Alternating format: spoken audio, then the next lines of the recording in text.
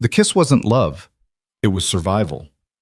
When a terrified CEO grabbed a broken mechanic and begged him to save her from a monster in an expensive suit, neither of them knew those 5 desperate minutes would expose a conspiracy that killed his wife, destroyed his career, and built an empire on lies. This is the story of how a single act of protection became a reckoning that shattered everything. If you're ready to see how far betrayal can fall and how high redemption can rise, stay until the end. Hit that like button and drop a comment with your city so I can see how far this story travels. The rain didn't fall on Chicago that October night. It came down like fists. Ryan Carter stood beneath the single working fluorescent light in his garage, wiping grease off his knuckles with a rag that had long since given up being clean. The storm outside hammered the corrugated metal roof with enough violence to drown out the radio, which crackled somewhere behind a stack of salvaged transmissions. He didn't mind. Silence was easier than music these days. The garage smelled like motor oil, rust, and the cheap coffee he'd reheated twice already. It wasn't much. 4 walls. A concrete floor cracked in 3 places. A rolling toolbox older than his son. But it was his, and that counted for something when you'd lost everything else. He adjusted the work lamp above the engine block he'd been rebuilding for the past 6 hours and checked his watch. Almost 11. Too late. Again. His son would be asleep by now, curled up on the couch at Mrs. Ween's apartment 2 floors above the garage, probably still wearing his backpack because he always forgot to take it off when he got tired. Ryan pressed his palm against the cold metal of the engine and let out a slow breath. He was 32 years old.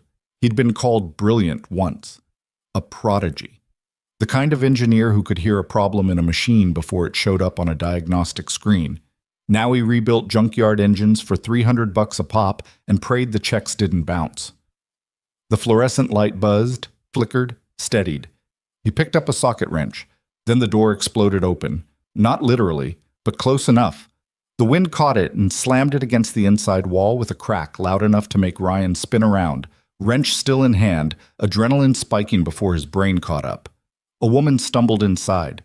Soaked, shaking, wearing a coat that probably cost more than Ryan's truck. She shoved the door closed behind her, threw the deadbolt, and stood there with her back against it, chest heaving, water dripping from her hair onto the concrete. Her eyes swept the garage like she was looking for an exit she already knew didn't exist. Ryan didn't move. His grip tightened on the wrench. "You need to leave," he said. She looked at him for the first time, really looked. Her eyes were sharp, even through the panic, dark, focused, the kind of eyes that made decisions fast and lived with them later. "I can't."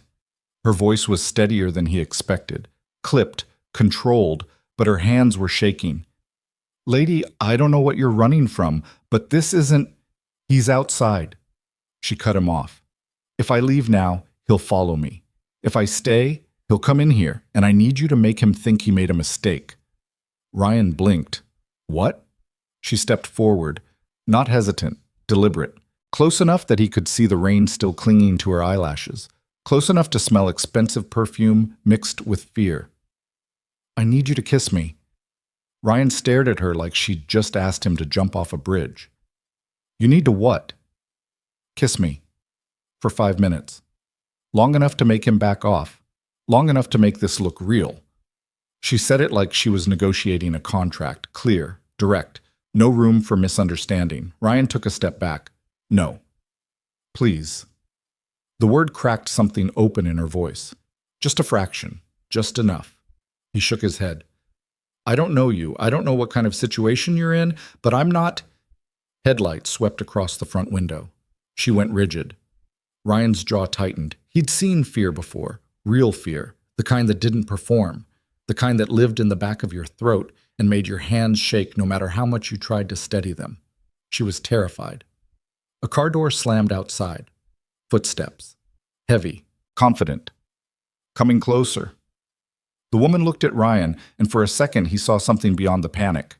Desperation, yes, but also calculation, like she'd already run every scenario in her head and landed on the only one that gave her a chance. "I'll pay you," she said quickly. "Whatever you want, just—" "I don't want your money." "Then what do you want?" Ryan didn't have an answer for that. He hadn't wanted anything in a long time. The footsteps stopped just outside the door. A knock, 3 sharp raps. Controlled, possessive. The woman's breath hitched. Ryan looked at her, then at the door, then back at her. He made a decision he didn't understand. "If this goes sideways," he said quietly, "you better run fast." She nodded. He stepped forward, slid one hand behind her neck, and kissed her. It wasn't gentle. It wasn't romantic. It was a performance. A lie built in real time to sell a story neither of them had rehearsed. But her hands came up to his chest, fingers curling into the fabric of his work shirt, and for 5 seconds that felt like 5 years, the rest of the world disappeared. Then the door rattled. "Elena." The voice was smooth, expensive, the kind of voice that had never been told no. Ryan pulled back just enough to meet her eyes. She was still shaking, but something in her face had changed. She looked almost calm now, like she'd found solid ground. He turned toward the door. "We're closed," he called out. Silence. Then the door rattled again. Harder this time. "Elena, I know you're in there. Open the door." Ryan didn't move. He kept his body angled between the woman, Elena, and the door, one hand still resting lightly on her waist like they'd been doing this for years. The doorknob turned. Locked. A pause. Then a man's face appeared in the window, mid-30s, clean-shaven, sharp suit even in a rainstorm, the kind of face you saw in boardrooms and campaign ads, handsome in a way that had been engineered, not earned. His eyes locked on Ryan, then on Elena, then back to Ryan. Ryan held his gaze. The man's jaw tightened. For a moment, Ryan thought he was going to kick the door in. His shoulders tensed. His hand drifted toward the wrench he'd set down on the workbench. But the man didn't move. He just stood there, staring through the rain-streaked glass like he was memorizing Ryan's face for later. Then he smiled. It was the kind of smile that promised consequences. He stepped back, adjusted his cufflinks, walked back to his car without another word. The engine started. The headlights swung away. The sound of tires on wet asphalt faded into the rain. Ryan waited until the taillights disappeared around the corner before he let out the breath he'd been holding. Elena stepped back. Her hands were still shaking, but her face had gone still, blank, like she'd pulled a mask back into place. "Thank you," she said quietly. Ryan didn't answer. He walked to the window and checked the street. Empty. He locked the deadbolt, pulled the chain, then turned back to her. "Who the hell was that?" She hesitated. "My fiancé." "Your fiancé?" "Yes." Ryan let that sit for a second. "And you needed a stranger to kiss you to get away from him." She met his eyes. "Yes." He wanted to ask more. Wanted to ask why she didn't just leave, why she didn't call the cops, why she'd stumbled into his garage in the middle of a storm instead of running literally anywhere else. But he didn't, because he'd seen that look before. The one that said asking questions only made things worse. "You should go," he said. She nodded, pulled her coat tighter around herself, walked to the door, stopped with her hand on the deadbolt. "What's your name?" she asked without turning around. "Ryan." "Thank you, Ryan." She unlocked the door and stepped back out into the rain. Ryan stood there for a long time after she left, staring at the spot where she'd been standing, trying to figure out what the hell had just happened. Then he went back to the engine. The next morning came too fast. Ryan woke up on the couch in the back office to the sound of his son's voice calling from upstairs. He dragged himself upright, rubbed his eyes, and checked his phone. 7:30. Late. He climbed the narrow staircase to the apartment above the garage and found his son Ethan sitting at the kitchen table with a bowl of cereal and a math worksheet he was clearly avoiding. "Morning, bud." Ethan looked up, 9 years old, dark hair that stuck up in 3 different directions no matter how much Ryan tried to comb it down. Brown eyes that were too serious for a kid his age. "You didn't come up last night," Ethan said. "I know, I'm sorry. Got caught up with work." Ethan shrugged. "Mrs. Nguyen said you're going to forget how to sleep in a real bed." Ryan smiled despite himself. "Mrs. Nguyen's probably right." He poured himself coffee from the pot Mrs. Nguyen had left warming on the counter and sat down across from Ethan. The apartment wasn't much. 2 rooms, a bathroom with a leaky faucet, furniture from thrift stores and sidewalks. But it was warm. It was theirs. Ethan pushed his cereal around with his spoon. Dad? Yeah? Are we going to be okay? Ryan's chest tightened. He set his coffee down, leaned forward. Yeah, bud. We're going to be okay. You always say that. Because it's always true. Ethan didn't look convinced, but he nodded anyway, picked up his pencil, went back to pretending to do math. Ryan finished his coffee in silence, kissed the top of Ethan's head, went back downstairs. The garage smelled like rain and oil. He unlocked the bay door, cranked it open, and let the cold October air roll in. The sky was still gray. The street was still wet. The world looked exactly the same as it had yesterday. Except now he couldn't stop thinking about her. Elena. He didn't even know her last name. Didn't know where she'd come from or why she'd picked his garage out of every building in Chicago. Didn't know why her fiancé had looked at him like he was cataloging a problem to be solved later. He told himself to forget it. Told himself it was none of his business. He almost believed it. Then just after noon, a black car pulled up outside. Not the same one from last night. This one was sleek. Expensive. The kind of car that cost more than Ryan had earned in the past 3 years combined. The back door opened. Elena stepped out. She was wearing a different coat. Her hair was pulled back.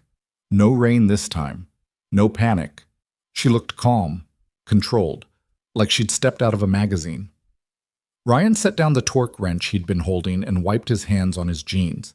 She walked into the garage like she owned it. I need to talk to you, she said. Ryan crossed his arms. About what? About last night. Last night's over. Not for me. She looked around the garage, took in the cracked floor, the hand-painted sign, the stack of parts bins held together with zip ties. Her expression didn't change. She wasn't judging. She was observing. You helped me, she said. I owe you. You don't owe me anything. Yes, I do. Ryan shook his head. Look, I don't know what kind of situation you're in with your fiancé, but I'm not interested in getting involved. You needed help. I helped. That's it. She studied him for a moment. Then she reached into her bag and pulled out a business card. Ryan didn't take it. I'm Elena Vaughn, she said. CEO of Vaughn Automotive. Ryan went very still. She saw the recognition in his face, saw the way his jaw tightened, the way his shoulders locked up. You've heard of it, she said. He didn't answer. I looked you up this morning, she continued. Ryan Carter, former lead engineer at Vaughn Automotive, lead designer on the Apex project. She paused. The prototype that exploded during testing 5 years ago. Ryan's hands curled into fists. You should leave. 3 people were injured in that explosion, Elena said quietly. You were blamed for faulty design. You lost your job, your reputation, everything. I said leave. But you didn't design a faulty car, did you? Ryan's voice dropped to something cold. Get out of my garage. Elena didn't move. She just looked at him with those sharp, searching eyes, like she was reading something written on his face that he didn't know was there. I've been going through the old files, she said. The accident report, the internal investigation, the engineering schematics. There are inconsistencies. I don't care. I think you were framed. The words landed like a punch. Ryan stared at her, his pulse hammered in his ears. Why? He said finally. Why do you care? Because if someone in my company destroyed your life to cover up their own mistakes, I need to know. She held out the business card again. And because I think you deserve the truth. Ryan looked at the card, at her, at the black car idling outside. He didn't take it. The truth doesn't change anything, he said. It doesn't bring back my wife. It doesn't fix what happened to my son. It doesn't give me back 5 years. Elena's expression softened, just a fraction. No, she said quietly. It doesn't. But it might give you your name back. She set the card down on the workbench. If you change your mind, she said, call me. Then she walked out. Ryan stood there for a long time, staring at the card, feeling something he hadn't felt in 5 years. Hope. and he hated it. He didn't call. 3 days passed. Then a week. Ryan buried himself in work, rebuilt 2 transmissions, fixed a cracked engine block, avoided looking at the business card sitting on the corner of his workbench like it might explode if he touched it. Ethan asked him once why he seemed distracted. Ryan lied and said he was tired. Then, on a Tuesday afternoon, the phone in the garage rang. Ryan almost didn't answer it. The only people who called the garage were customers with broken cars or bill collectors with broken patients. But something made him pick up. Carter's garage. Mr. Carter, this is Jennifer Aldridge. I'm the VP of Operations at Vaughn Automotive. Ryan's grip tightened on the receiver. I'm calling on behalf of Ms. Vaughn. She'd like to offer you a consulting position on our new supercar development project. Ryan closed his eyes. I'm not interested. The position comes with a salary of $200,000 annually, full benefits, and a signing bonus. Ryan opened his eyes. We understand you have a son, Jennifer continued. The benefits package includes full medical, dental, and vision coverage for both of you. We'd also be happy to discuss relocation assistance if— Why? Ryan interrupted. Why now? Why me? There was a pause. Ms. Vaughn believes your expertise would be invaluable to the project. That's not an answer. Another pause, longer this time.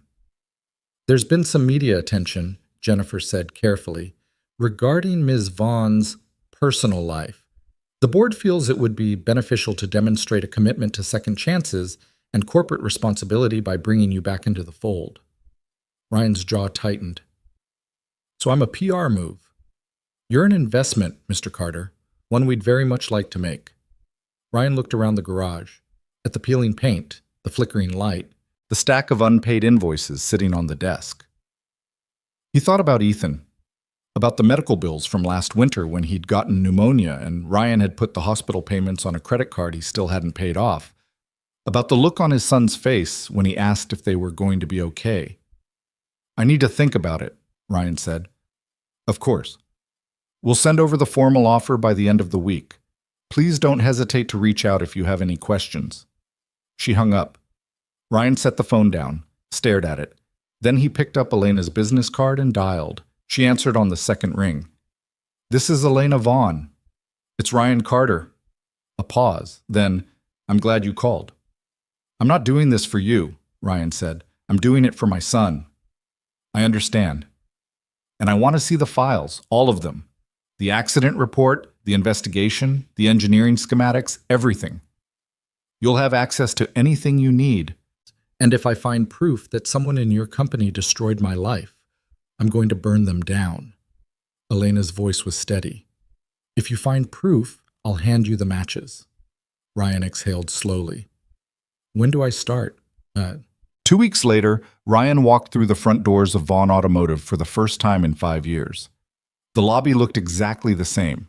Marble floors, glass walls, a chrome sculpture that was supposed to represent innovation or progress or something equally meaningless. He remembered standing here on his first day, 26 years old, holding a folder full of designs and thinking he was going to change the world. He'd been an idiot. A woman in a sharp suit met him at the security desk. Mr. Carter, I'm Jennifer Aldridge. We spoke on the phone. Ryan shook her hand. Nice to meet you.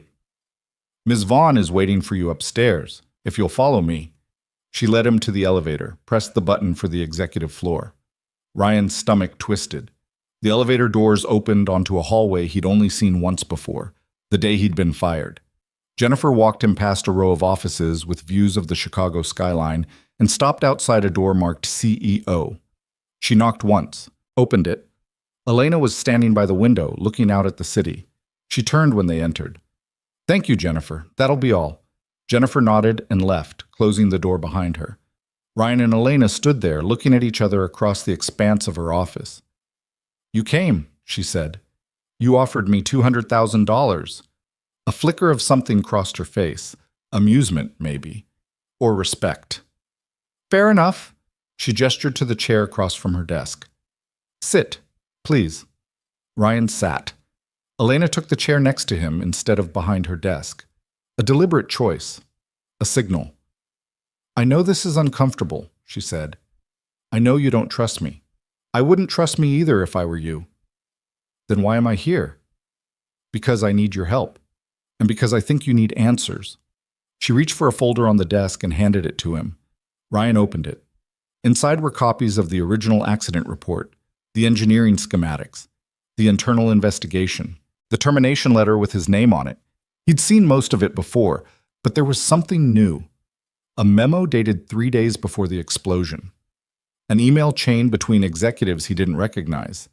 He read it once, then again. His hands started to shake. They knew, he said quietly. They knew the test schedule was too aggressive. They knew the safety protocols weren't ready, and they pushed it through anyway. Elena nodded. And when it went wrong, they needed someone to blame. Ryan looked up at her. Who signed off on this? She hesitated. Then, Adrian Pierce. The name hit him like a punch. Your fiancé. Ex-fiancé, she corrected, as of 3 days ago. Ryan stared at her. He's the one who framed me. I believe so, but I can't prove it yet. The files are incomplete. There are gaps in the timeline, missing emails, redacted sections. She met his eyes. I need you to help me fill them in. Ryan set the folder down. His hands were still shaking. Why? He asked. Why does this matter to you? Because he's been on the board of directors for the past 4 years, Elena said. Because he's been positioning himself to take over this company. And because if he framed you, I need to know what else he's willing to do. Ryan leaned back in his chair, closed his eyes. 5 years. 5 years of rebuilding engines in a garage. 5 years of watching his son grow up in an apartment with peeling wallpaper. 5 years of carrying the weight of a lie that had killed his wife. And now he had a chance to burn it all down. He opened his eyes. Where do we start? Elena smiled. It was the first real smile he'd seen from her. We start with the new prototype, she said, and we make sure history doesn't repeat itself. The next morning, Ryan met the engineering team. There were 12 of them gathered in a conference room on the R&D floor. Young, brilliant, confident. They looked at him the way people looked at ghosts. Jennifer introduced him as the new lead consultant on the Apex 2 project. The room went quiet. One of the engineers, a guy in his late 20s with expensive glasses and a Patagonia vest, raised his hand. Quick question, he said.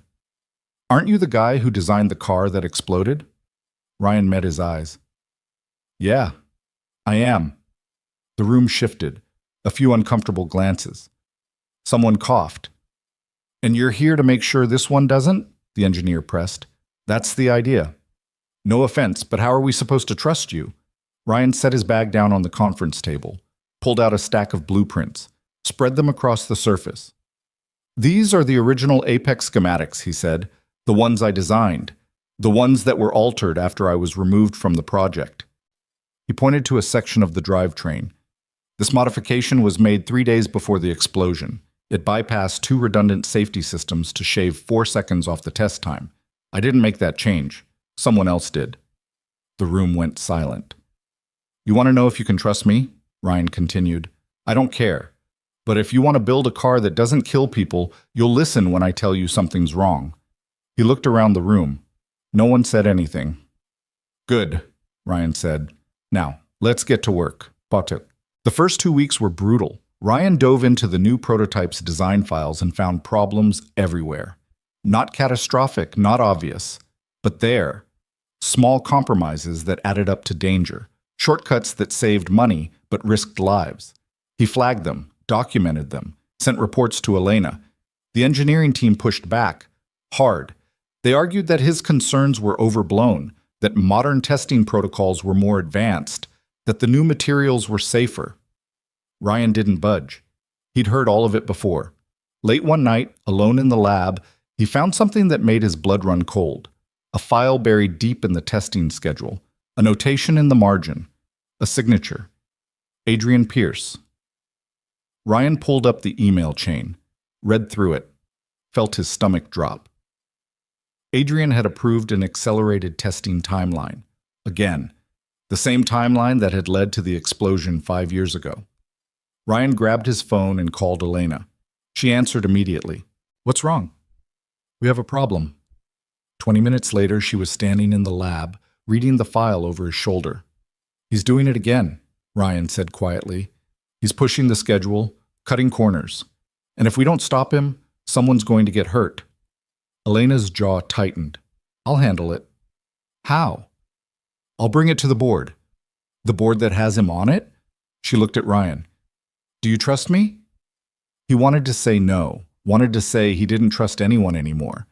But when he looked at her, standing there in the fluorescent light of the lab, he saw something he hadn't expected. Someone who gave a damn. "Yeah," he said. "I do." She nodded. "Then let me do this my way." 3 days later, the photos hit the press.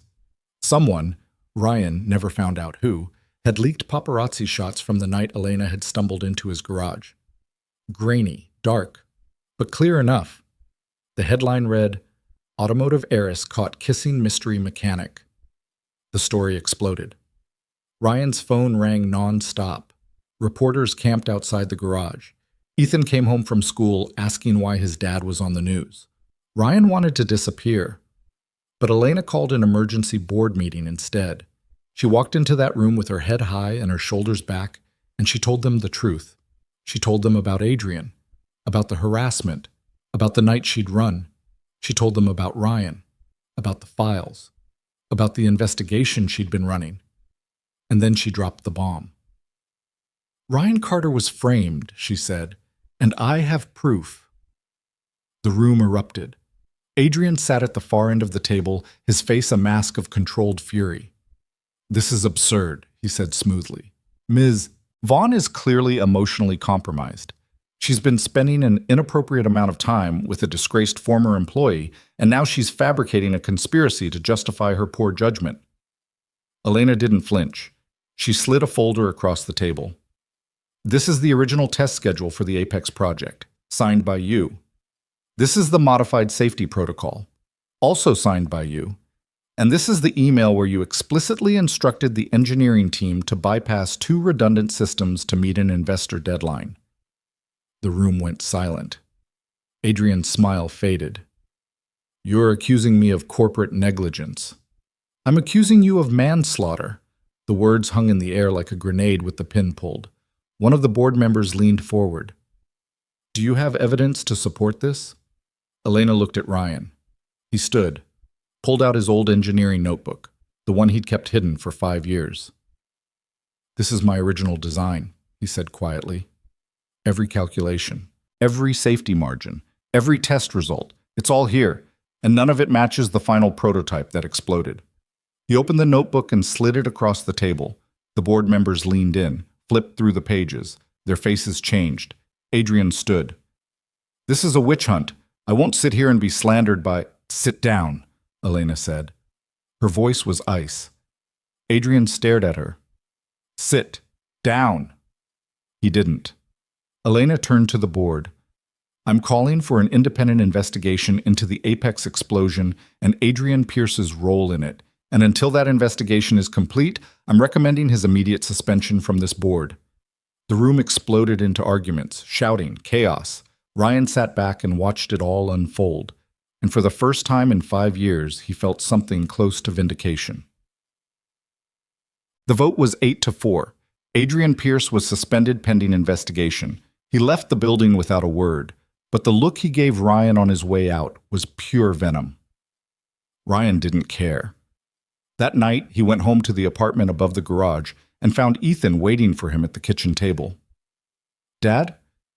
"Yeah, bud?" "Are we going to be okay?" Ryan sat down across from him, pulled him into a hug. "Yeah," he said. "We're going to be okay." And this time, he meant it. The investigation moved slower than Ryan had expected. Federal regulators got involved 3 days after Adrian's suspension.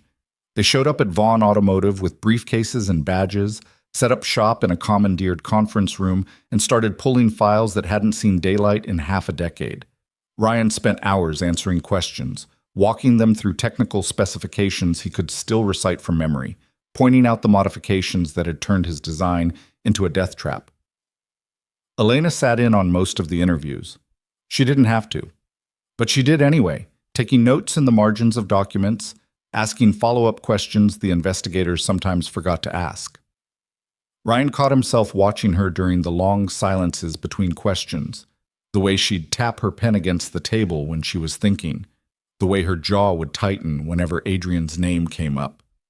They didn't talk much outside of those meetings. The media circus had made everything harder. Photographers camped outside the Vaughn building. Entertainment blogs ran polls asking readers whether the CEO was having an affair with a disgraced mechanic. Someone dug up Ryan's old employee photo and ran it side by side with a current picture, complete with a caption about how far he'd fallen. Ryan stopped reading the articles after the first week. Ethan wasn't so lucky. Ryan found out his son was being bullied when Mrs. Nguyen called him down from the garage one afternoon, her face tight with the kind of anger that came from trying very hard to stay calm. "One of the boys in Ethan's class showed him something on his phone today," she said, arms crossed. "Some gossip site. Said his dad was a home wrecker." Ryan's hands curled into fists. "Where's Ethan now?" "Upstairs. He won't talk to me." Ryan took the stairs 2 at a time. He found Ethan sitting on his bed, knees pulled up to his chest, staring at the wall. His backpack was still on. His shoes were still tied. Ryan sat down beside him. Didn't say anything, just sat there.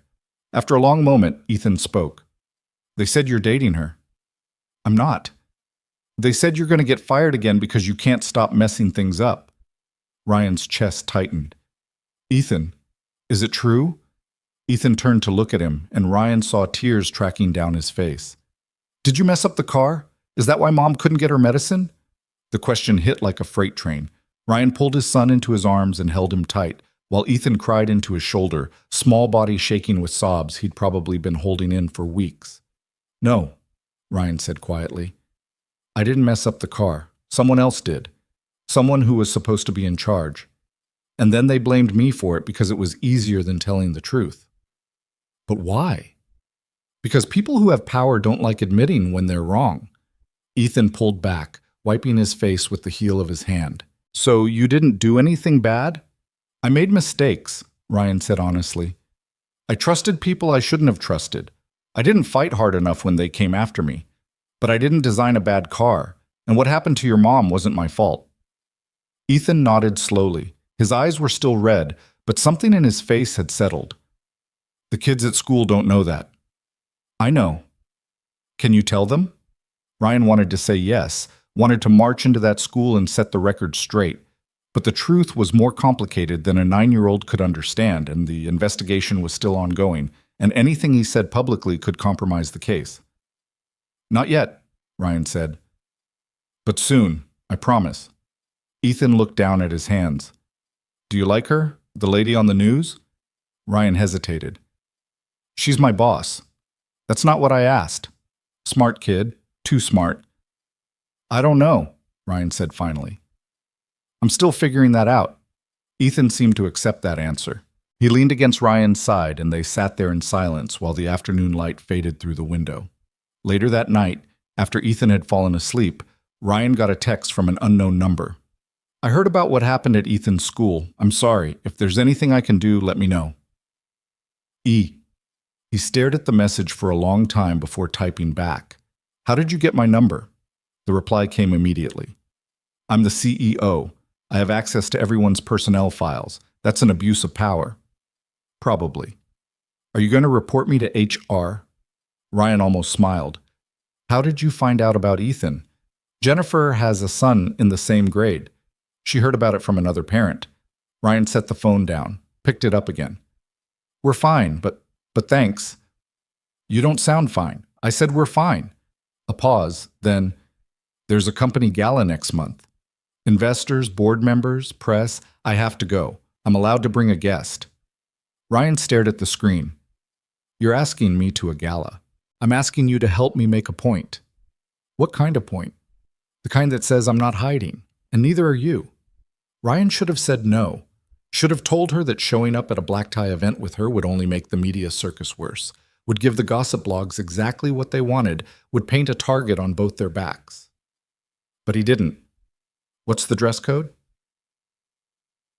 The next 3 weeks blurred together in a haze of engineering reviews, legal depositions, and late nights in the lab.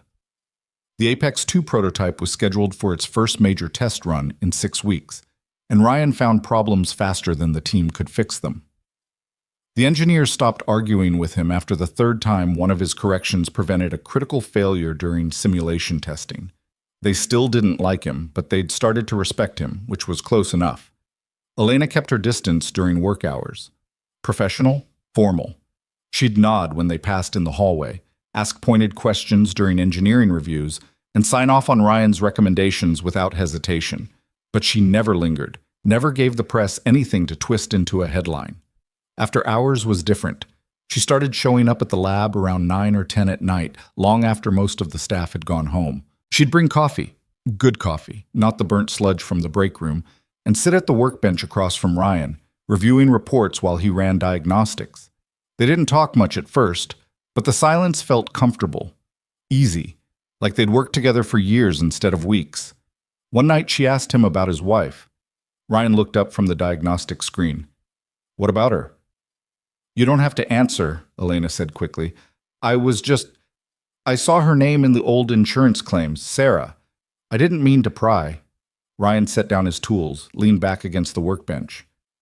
"She was a teacher," he said. "4th grade. She loved it. Used to bring home art projects the kids made and stick them on our fridge like they were masterpieces." He smiled at the memory. "She got sick about 6 months after the explosion. Some kind of autoimmune thing. The doctors said it was treatable, but the medication was expensive, and we didn't have insurance anymore." Elena didn't say anything, just listened. "I tried everything," Ryan continued. "Payment plans, charity programs. I sold everything we had that was worth anything, but it wasn't enough. By the time I scraped together enough money for the first round of treatment, the disease had progressed too far." His voice cracked. He cleared his throat. "She died 3 weeks before Ethan's 5th birthday." Elena's eyes were bright. "I'm sorry." "Everyone's sorry." Ryan looked at her. "But sorry doesn't change anything." "No," she said quietly. "It doesn't." They sat there in the fluorescent hum of the lab, the weight of the past pressing down like gravity. Finally, Elena spoke again. "My father built this company from nothing," she said. "He started in a garage, just like you, built his first prototype with borrowed tools and maxed out credit cards. By the time I was born, Vaughn Automotive was worth $50 million. By the time I was 10, it was worth $500 million. She traced the rim of her coffee cup with one finger. "He died when I was 26. Heart attack. Dropped dead in the middle of a board meeting. I inherited the company, the estate, and a fiancé who'd been chosen for me by lawyers and financial advisors." Ryan frowned. "Adrian." She nodded. He was supposed to be the safe choice, connected, ambitious, smart enough to help run the business, but not ambitious enough to try to take it over. She laughed bitterly.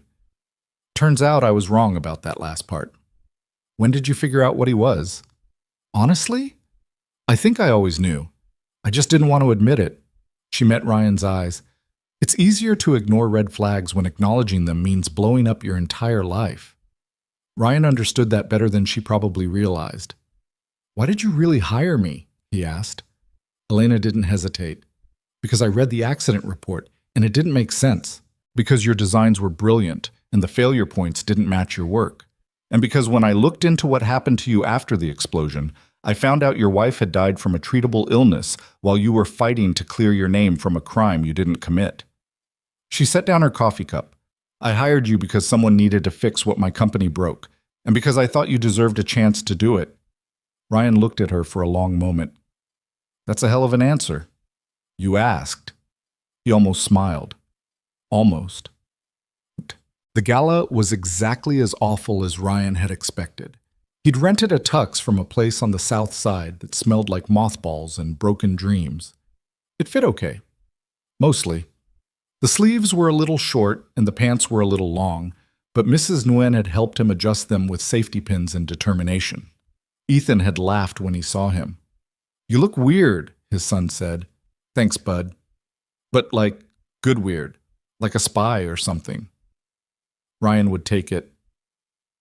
Elena had sent a car to pick him up. Not the same black sedan from before, but something even more ridiculous. a vintage Rolls-Royce that looked like it belonged in a museum. The driver didn't say a word during the 40-minute ride to the venue, just navigated through downtown traffic with the calm efficiency of someone who did this every day. The gala was being held at the Regency Hotel, a towering glass monument to excess on the edge of Lake Michigan. Red carpet, photographers, a line of luxury cars dropping off women in dresses that cost more than Ryan's truck. The Rolls pulled up to the curb. Ryan's stomach twisted. The driver opened his door. Ryan stepped out into a wall of camera flashes. Someone shouted his name, then someone else. A dozen voices all at once, all asking variations of the same question. "Ryan, are you and Ms. Vaughn together? Ryan, what's your response to the allegations? Ryan, is it true you were fired for negligence?" He kept his head down and walked toward the entrance, hands shoved in his pockets, ignoring all of it. A security guard waved him through the doors, and suddenly the noise cut off, replaced by the muted elegance of a string quartet and the low murmur of expensive conversation. Ryan stopped just inside the lobby and took a breath. "You made it." He turned. Elena stood a few feet away wearing a black dress that was somehow both simple and devastating. Her hair was down. She wasn't wearing much jewelry. She didn't need to. Ryan forgot how to talk for a second. "You clean up okay," she said, a hint of amusement in her voice. "So do you." She smiled, held out her arm. "Ready to make them uncomfortable?" Ryan took her arm. Born ready. They walked into the ballroom together. The room fell silent. Not completely. The quartet kept playing. People kept talking. But there was a ripple of recognition that moved through the crowd like a shockwave, heads turning, conversations stopping mid-sentence. Elena didn't flinch. She walked through the room like she owned it, nodding at investors and board members, stopping to exchange pleasantries with a senator Ryan vaguely recognized from the news. She introduced him as her guest, her colleague, the lead consultant on the Apex 2 project. Some people shook his hand, some didn't. Ryan didn't care. They found a table near the back, away from the main stage. Elena flagged down a waiter and ordered them both drinks. Scotch for him, wine for her, and they sat in silence while the room buzzed around them. "You okay?" she asked quietly. "I've been better." "You don't have to stay if you don't want to." "I'm not running." She looked at him, really looked, like she was trying to figure out whether he meant it. "Good," she said finally, "because I'm about to make things worse." Before Ryan could ask what she meant, the lights dimmed. A spotlight hit the stage at the front of the room. A man in a tailored suit walked to the microphone. One of the board members Ryan vaguely recognized from the suspension vote. "Good evening, everyone. Thank you for joining us tonight. As many of you know, Vaughn Automotive is embarking on an exciting new chapter. Our Apex 2 project represents the future of performance engineering, and we're honored to have so many of you here to support this vision." Polite applause. The board member continued talking, rattling off statistics and projections that meant nothing to anyone outside the industry. Ryan tuned him out. Then he heard his own name. "We're also pleased to welcome back a former colleague. Ryan Carter, lead consultant on the Apex 2 project, brings a wealth of experience and expertise to this endeavor. His contributions have already proven invaluable, and we're excited to see where this partnership takes us." More applause, louder this time. Ryan's jaw tightened. Elena leaned over. "Smile. They're watching." He didn't smile, but he nodded. The speech ended. The lights came back up. Dinner was served, some kind of chicken that tasted like cardboard dressed up as luxury. Ryan pushed food around his plate and tried not to think about how much this single meal probably cost. Halfway through dessert, Adrian Pierce walked into the room. Ryan saw him first, spotted him near the entrance, talking to a cluster of men in expensive suits. He looked exactly the same, polished, confident, untouchable. Elena followed Ryan's gaze. Her expression went cold. "He's not supposed to be here," she said. "Guess he didn't get the memo." Adrian spotted them. His eyes locked on Ryan, then on Elena. He smiled. It was the same smile from that night in the garage, the one that promised consequences. Then he started walking toward them. Ryan's hands curled into fists under the table. Elena put her hand over his. "Don't." "I'm not going to hit him." Yes, you are. I can see it in your face. She was probably right. Adrian reached their table. Up close, Ryan could see the cracks in the polish, the tightness around his eyes, the controlled fury just beneath the surface. Elena, Adrian said smoothly, you look stunning. She didn't respond. Adrian turned to Ryan. And Mr. Carter, the man of the hour, tell me, how does it feel to be back in the building where you destroyed 3 lives? Ryan stood up. Elena grabbed his wrist. Ryan, it's fine. He looked at Adrian. I didn't destroy anything, but you did. And we both know it. Adrian's smile widened. Is that what you tell yourself? That you're the victim here? He leaned in closer, lowering his voice so only Ryan and Elena could hear. You were a nobody with delusions of grandeur. I gave you a chance to be part of something bigger, and you couldn't handle the pressure. That's not my fault. Ryan's voice was ice. You altered my designs. You pushed unsafe testing schedules, and when it all went to hell, you buried the evidence and let me take the fall. Prove it. I already did. Adrian's jaw tightened. For just a second, the mask slipped, and Ryan saw the rage underneath. You think you've won, Adrian said quietly. You think because Elena's playing Nancy Drew with some old files, you're going to get your life back. But here's the truth, Carter. You're still a mechanic. You're still broke. And no matter how many times you show up in a rented tux and pretend you belong here, everyone in this room knows exactly what you are. Ryan didn't flinch. And what's that? A mistake. The word landed like a slap. Elena stood up, her chair scraping against the floor. Get out, she said. Adrian looked at her. Excuse me? You heard me. Get out. You're not welcome here. This is a company event, Elena. I'm still a shareholder. You're a suspended board member under federal investigation. And if you don't leave right now, I'll have security remove you. The nearby tables had gone quiet. People were staring now. Phones were out. Cameras recording. Adrian looked around, saw the audience, adjusted his cufflinks. This isn't over, he said quietly. Then he turned and walked away. Ryan exhaled slowly, sat back down. Elena was still standing, her face flushed, her hands shaking slightly. You okay? Ryan asked. She nodded, sat down, drained the rest of her wine in one swallow. I hate him, she said quietly. Yeah, me too. They sat there in silence while the gala continued around them, the music resuming, the conversations picking back up, the moment already being dissected and analyzed by everyone with a phone. After a while, Elena spoke again. I meant what I said earlier, about making things worse. Ryan looked at her. What do you mean? She reached into her purse and pulled out a folded piece of paper, slid it across the table. Ryan unfolded it. It was a press release, scheduled to go out the next morning. The headline read, Vaughn Automotive announces full internal review of 2019 Apex project incident. Former lead engineer Ryan Carter to oversee investigation. Ryan's heart stopped. What is this? It's the truth, Elena said. Or it will be, once the board approves it tomorrow morning. They'll never approve this. They already did. Emergency vote this afternoon, 8-3. Ryan stared at her. You're putting me in charge of investigating my own case. I'm putting the person who knows the truth in charge of exposing it. There's a difference. Elena, I know what I'm doing.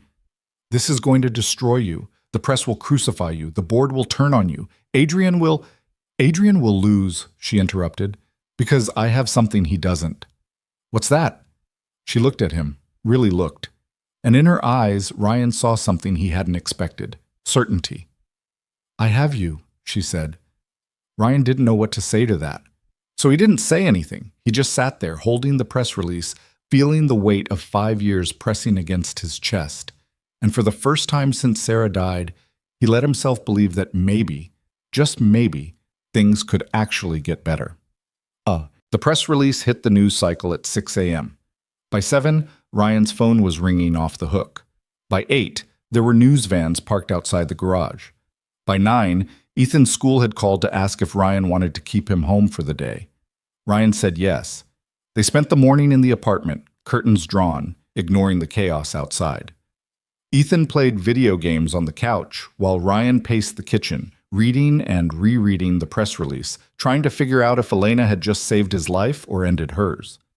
Around noon, someone knocked on the door. Ryan checked the peephole. Jennifer Aldridge stood in the hallway, looking harried but determined. He opened the door. "Ms. Vaughn sent me," Jennifer said. "She thought you might need help dealing with the press." "I'm fine." "With respect, Mr. Carter, you're not. There are 17 reporters outside. 3 news helicopters circling the building, and someone from the New York Times is offering $5,000 to anyone who can get you on record." Ryan blinked. $5,000? "This is a big story." He led her inside. Jennifer set her briefcase on the kitchen table and pulled out a stack of papers. "Ms. Vaughn wanted me to brief you on the investigation timeline. You'll have full access to all company records related to the Apex project, including emails, financial documents, and engineering files. We've also retained an independent forensic accounting firm to review the budget allocations from that period." Ryan sat down. "How long is this going to take?" "Conservatively, 4 to 6 months. And realistically, however long it takes to find the truth." Ryan rubbed his face. "The board really approved this?" Jennifer hesitated. "Most of them did. Which ones didn't?" "The 3 who've been receiving campaign contributions from Adrian Pierce's investment fund." Ryan laughed. It came out bitter. "Of course." Jennifer pulled out another document. "There's one more thing. Ms. Vaughn wants to make sure you and your son are protected during the investigation. We're offering to relocate you to a corporate apartment downtown. Full security. No press access. I'm not leaving my home." "Mr. Carter." "I said no." Jennifer looked at him for a long moment, then nodded. "I'll let her know." She packed up her briefcase and left. Ryan sat at the kitchen table, staring at the stack of papers, feeling the walls closing in. Ethan wandered over. "Dad?" "Yeah, bud?" "Are we in trouble?" Ryan pulled him into a hug. "No, we're okay." "Then why do you look scared?" "Because I am," Ryan wanted to say. "Because I'm about to tear apart a company that destroyed my life, and I don't know if I'm strong enough to survive what comes next." But he didn't say any of that. He just held his son and hoped like hell he wasn't lying. The investigation started in a windowless conference room on the 4th floor of Vaughn Automotive, surrounded by boxes that smelled like old paper and institutional neglect. Ryan spent the first week just organizing the chaos. 5 years of documents had been dumped into storage with no system, no order, just a corporate purge designed to bury the past under enough bureaucracy that no one would bother digging. He bothered. Jennifer had assigned him 2 junior analysts from the legal department, both fresh out of grad school and terrified of saying the wrong thing. They sorted files while Ryan read through engineering reports, cross-referencing timestamps, flagging inconsistencies. The work was tedious, mind-numbing, but Ryan had spent 5 years rebuilding engines in a garage. He knew how to be patient. Elena checked in every few days, usually late at night when the building was mostly empty. She'd lean against the doorframe and ask how it was going, and Ryan would give her the short version because the long version would take hours, and neither of them had the energy. "Found anything yet?" she asked one Thursday evening, 2 weeks into the investigation. Ryan looked up from a spreadsheet that was making his eyes cross. "Plenty. Just nothing that holds up in court." "Explain." He turned the laptop toward her. "These are the budget allocations for the Apex project. Engineering, materials, testing, safety protocols. Everything's accounted for on paper, but when I cross-reference the actual expenses against the approved budgets, there's a gap." Elena leaned in. "How big?" $3.7 million. Her eyebrows went up. "That's not a rounding error." "No, it's not." "Where did it go?" "That's the question." Ryan pulled up another file. The money was allocated to an external consulting firm, Apex Technical Solutions.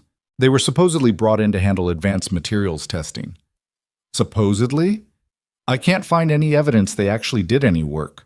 No test results, no reports, no communication with the engineering team, just invoices, paid in full, every month for 8 months. Elena's expression hardened. "Let me guess." Adrian approved the payments. Ryan nodded. He and 2 other board members, all 3 voted against the investigation. She pulled out her phone, tapped something, then looked back at Ryan. I'm forwarding this to the forensic accountants. They'll trace the money.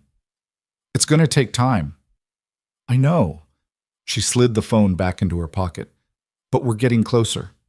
Ryan wanted to believe her, wanted to think that somewhere in these boxes was a smoking gun that would blow Adrian's world apart, but he'd been disappointed too many times to let hope take root. Elena must have seen it in his face. You don't think we'll find it, she said. I think he's smart. I think he covered his tracks, and I think 5 years is a long time to hide evidence.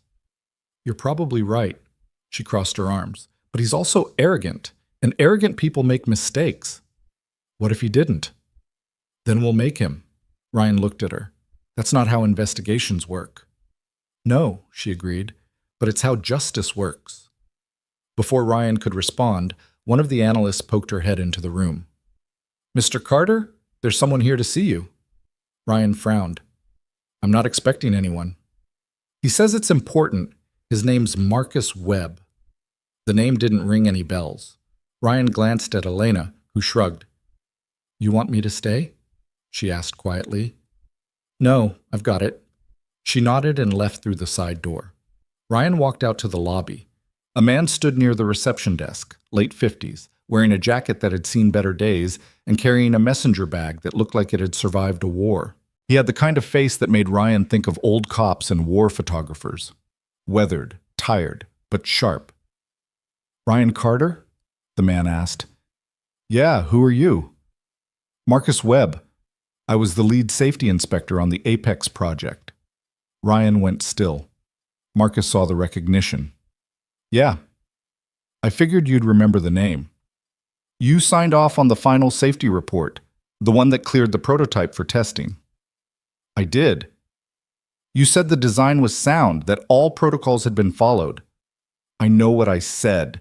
Ryan's hands curled into fists. 3 people got hurt because of that report. My wife died because I lost my job and couldn't afford her treatment. And you just want to show up here 5 years later and, what? Apologize?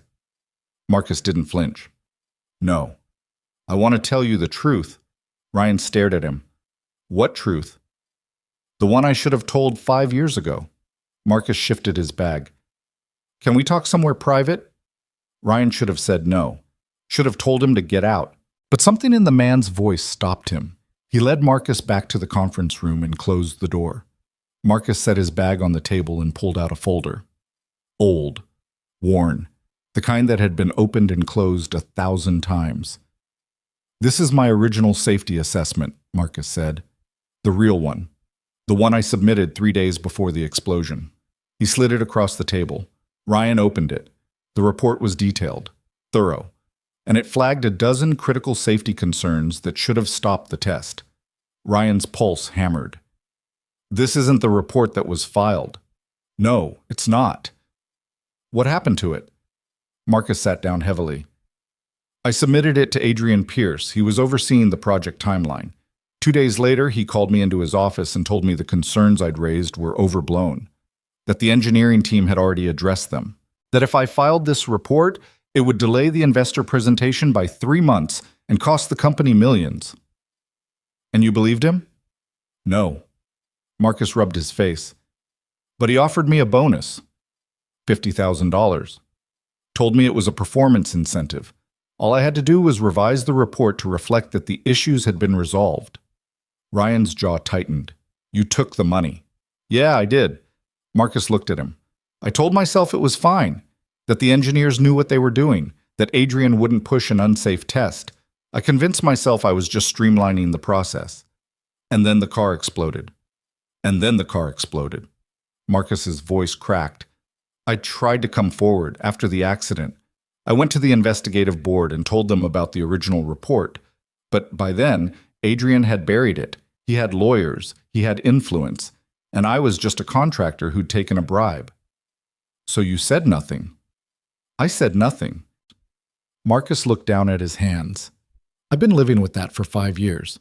And when I saw the news about your investigation, I knew I couldn't keep quiet anymore. Ryan wanted to be angry, wanted to hate this man who'd sold his integrity for $50,000, but all he felt was tired. Why now? He asked quietly. Because I have a daughter, Marcus said. She's 14. And every time she asks me about my job, I have to lie to her. I can't do it anymore. He reached into his bag again and pulled out a flash drive.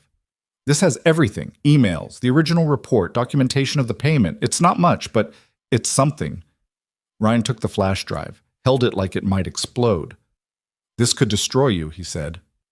I know. You'll lose your license, probably face criminal charges. I know that too, Marcus stood up. But maybe it'll help you get your life back, and maybe that's worth something. He picked up his bag and walked to the door, stopped with his hand on the handle. For what it's worth, he said without turning around. I'm sorry. Then he left.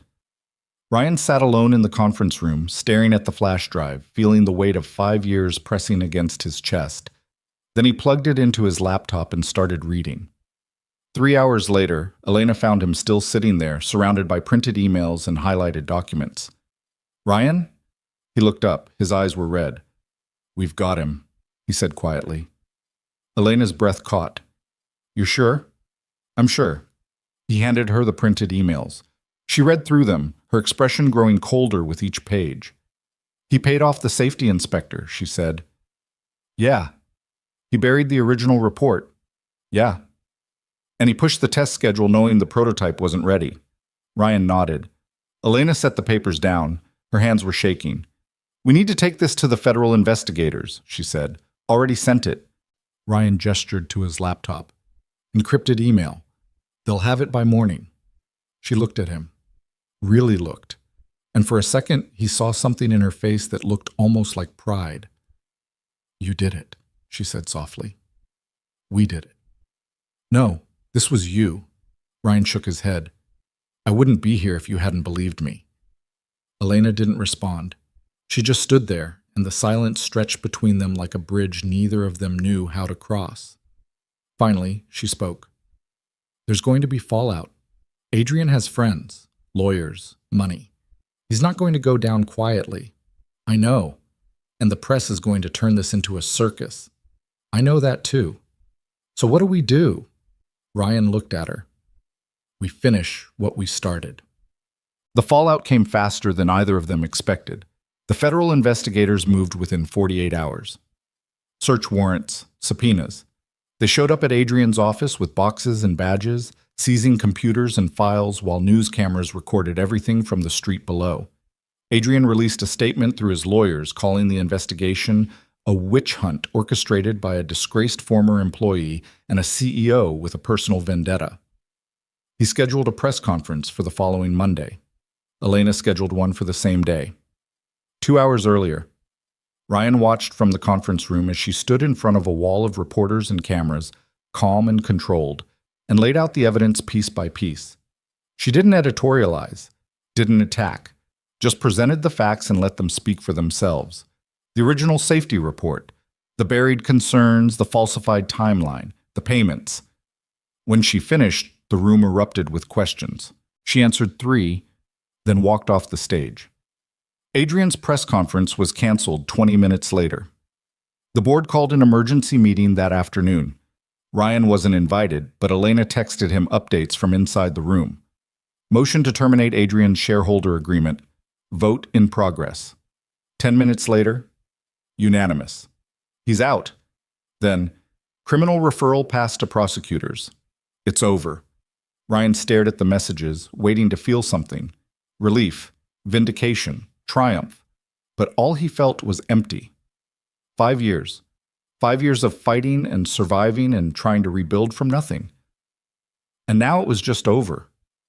A vote, a referral, a press conference. It didn't feel like enough. That night, he went home to the apartment above the garage and found Ethan waiting at the kitchen table. Mrs. Nguyen said you were on the news again, Ethan said. Ryan sat down across from him. Yeah. She said the bad man got fired. He did. Does that mean we won? Ryan looked at his son, 9 years old and already too familiar with words like investigation and lawsuit and bad man. Yeah, bud, he said. We won. Ethan nodded slowly. Then, does that mean Mom would still be here if he didn't do the bad thing? The question hit like a knife. Ryan pulled Ethan into his arms and held him while his son cried into his shoulder, small body shaking with grief that had been buried for 5 years under survival and silence. "I miss her," Ethan sobbed. "I know. I miss her too. It's not fair. No, it's not." They sat there in the dim kitchen, holding each other while the weight of everything they'd lost pressed down like gravity. After a while, Ethan pulled back and wiped his face. "Dad?" "Yeah." "Do you think she'd be proud of you?" Ryan's throat tightened. "I hope so. I think she would be." Ethan's voice was quiet but certain. "You didn't give up. Even when it was really hard, you kept fighting." Ryan didn't trust himself to speak. He just pulled his son close again and held on. The Apex 2 prototype was scheduled for its first major test run 3 weeks later. Ryan had spent the past month triple-checking every system, every calculation, every safety protocol. He wasn't taking chances. The test was closed to the public, but the board had invited a small group of investors and industry analysts to observe. Elena had asked Ryan if he wanted to present the technical overview. He'd said no, but he showed up anyway, standing in the observation room with his arms crossed, watching as the prototype rolled onto the test track. The car was beautiful, sleek, powerful, everything the original Apex should have been. Elena appeared beside him. She didn't say anything, just stood there, shoulder to shoulder, watching through the reinforced glass. "You nervous?" she asked quietly. "Terrified." "It's going to be fine." "You don't know that." "Yes, I do, because you built it right this time." The test began. The prototype accelerated down the track, hitting speeds that made Ryan's pulse spike. Every sensor fed data to the monitoring station. Every system performed exactly as designed. 2 minutes later, the car crossed the finish line and coasted to a stop. Perfect. The observation room erupted in applause. Ryan let out a breath he didn't know he'd been holding. Elena turned to him. "See?" He almost smiled. "Don't get cocky. That was just the first test. Let me have this moment." "Fine. You can have 30 seconds. She laughed. It was the first real laugh he'd heard from her in weeks. One of the board members approached, hand extended. "Congratulations, Mr. Carter. Excellent work." Ryan shook his hand, accepted the praise, smiled at the right moments, but all he could think about was Sarah, about how she should have been here, about how none of this would mean anything if she couldn't see it. After the investors left, Ryan stayed behind in the observation room. Elena found him 20 minutes later, still standing at the window, staring at the empty track. "You okay?" she asked. "Yeah, just thinking." "About what?" "About how much time we waste on the wrong things." Elena stepped closer. "What do you mean?" Ryan turned to face her. "I spent 5 years angry, 5 years trying to survive, and I never stopped to ask myself what I was actually fighting for." "Your son?" "Yeah, but also my pride, my reputation, proof that I wasn't the failure everyone said I was." He looked at her. "And now I have all of that. The investigation cleared my name, the prototype works, Adrian's facing criminal charges. I won. Then why don't you sound happy?" "Because winning doesn't bring her back." The words hung in the air between them. Elena's voice was soft. "No, it doesn't." "So what was the point?" "The point," she said quietly, "is that you survived. You protected your son. You exposed the truth. And you built something that's going to save lives." She paused. "That's not nothing, Ryan." He wanted to believe her, wanted to feel like the past 5 years had meant something beyond just pain and loss. But grief didn't work that way. "I should go," he said. "Ethan's waiting." Elena nodded. "Okay." He started toward the door, stopped. "Thank you," he said without turning around. "For everything." "You don't have to thank me." "Yeah, I do." Then he left. The weeks that followed blurred together in a haze of depositions and media interviews and engineering reviews. Adrian was formally indicted on charges of corporate fraud, bribery, and reckless endangerment. His legal team filed motion after motion trying to delay the trial, but the evidence was overwhelming. Ryan testified in front of a grand jury, walked them through the technical details. explained how Adrian's interference had turned a safe design into a disaster. The jury indicted him on all counts. The trial was set for the following spring.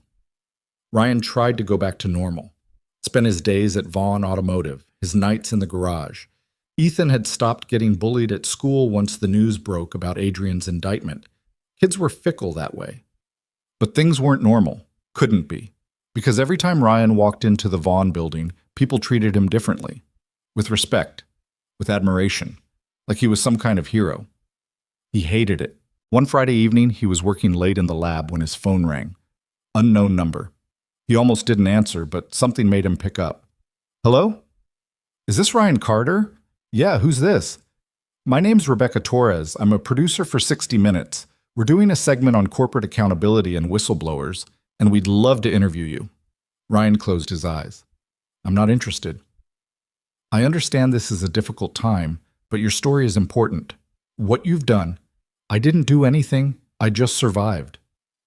That's exactly why people need to hear from you. No, they don't. He hung up. The phone rang again immediately. Ryan turned it off. He sat there in the empty lab, surrounded by machines and tools, and felt the walls closing in. He needed air. He grabbed his jacket and headed for the elevator, rode it down to the parking garage, walked toward his truck. Ryan. He turned. Elena stood near her car, keys in hand, looking like she'd been about to leave. You okay? She asked.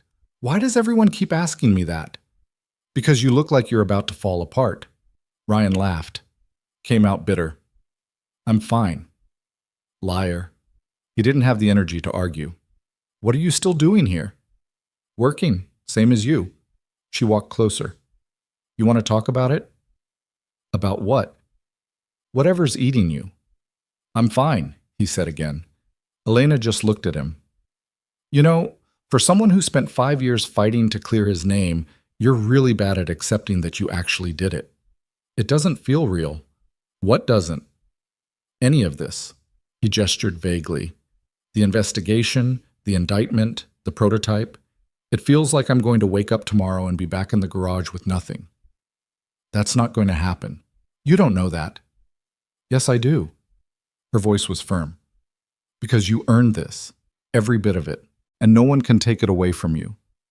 Ryan wanted to believe her, wanted to let go of the fear that had lived in his chest for 5 years, but he didn't know how. Elena must have seen it in his face. Come on, she said. Where? Somewhere that isn't here. She didn't wait for an answer, just walked to her car and unlocked it. Ryan hesitated, then followed. They drove in silence through the city, past downtown, past the neighborhoods Ryan knew. Elena didn't explain where they were going. He didn't ask. 20 minutes later, she pulled into a parking lot near the lakefront, killed the engine. Why are we here? Ryan asked. Because sometimes you need to get away from everything to actually see it clearly. They got out and walked toward the water. The night was cold. The wind coming off Lake Michigan sharp enough to sting, but the city lights reflected on the surface of the water like scattered stars, and for a moment, everything felt quiet. They stood at the edge of the concrete barrier, looking out at the lake. My father used to bring me here, Elena said quietly. When I was a kid, whenever I was upset about something, he'd drive us down here and we'd just sit and watch the water. Did it help? Sometimes, she smiled. Mostly he just wanted an excuse to avoid going home to my mother. But I didn't figure that out until I was older. Ryan almost smiled. You never talk about your parents, he said. Not much to say. My father built an empire and died before he could enjoy it. My mother remarried 6 months later and moved to Monaco. We talk twice a year, Christmas and my birthday. That's rough. It's fine.